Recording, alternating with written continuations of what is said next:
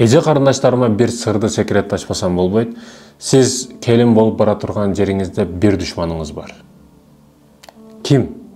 Дароо эстедиңиз, дароо ойлондуңуз, ошол деп. Жок, ал эмес.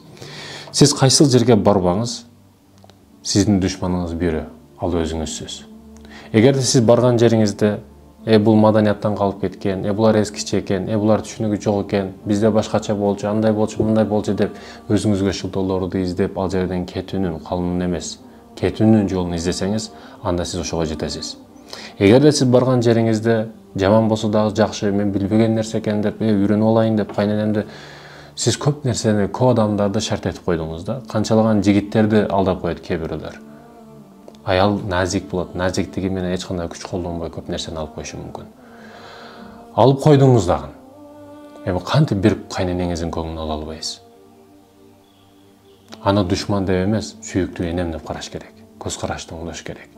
Ал жердеги өзүңүздүн шылтоолоруңузду жеңишиңиз керек. Ал жерге барганда туура эмес нерсени туура деп билип, бул сонун жакшы нерсе деп адам урматым мекендешим жакшылык үчүн алданганды же алдаганды үйрөнүш керек.